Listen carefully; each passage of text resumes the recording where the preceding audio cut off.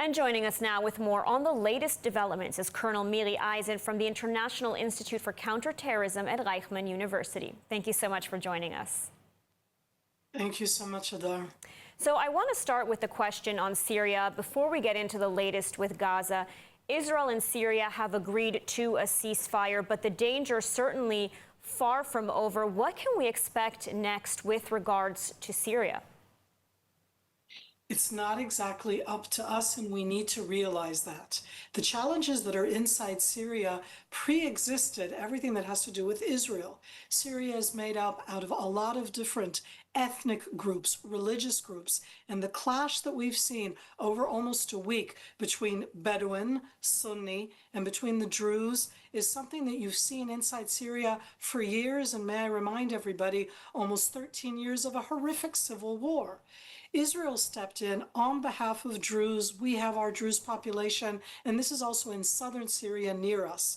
I am more worried about what will happen by the Syrians themselves. Right now, the Druze, inside, Syrian Druze, inside that arena, did not allow in a government convoy. They only allowed in what is a Red Crescent, like a Red Cross, a Red Crescent convoy. So it's still not yet stabilized.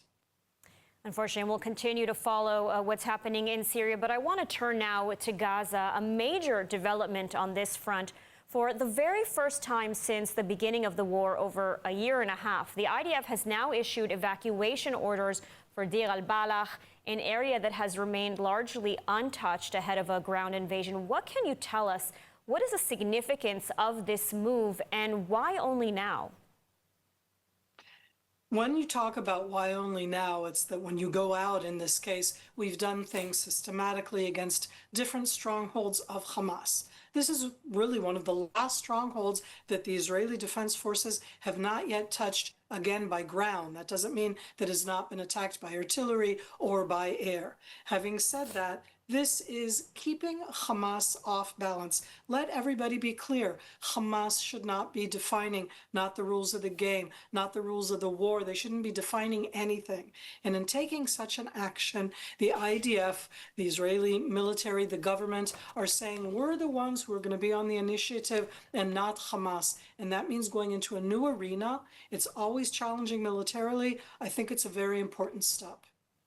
And are there other areas in Gaza that are also untouched by the IDF ground forces?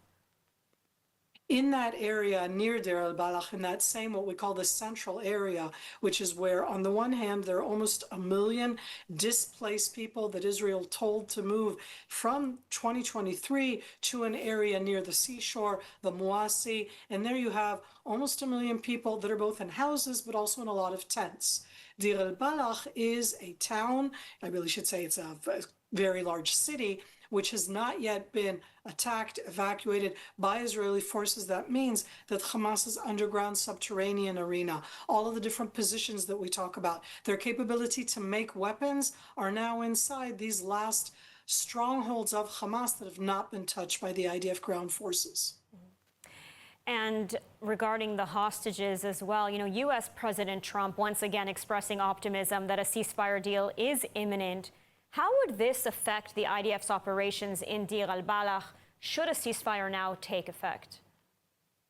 If a ceasefire takes into effect, it's a ceasefire that would stop that kind of an initiative.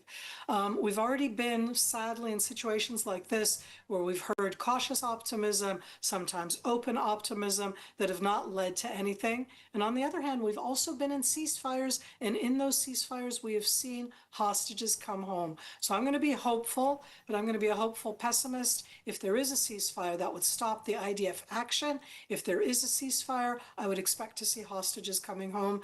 I don't know about all of them, but at least some of them. All right, Colonel Miri Eisen, thank you so much for joining us today. Thank you.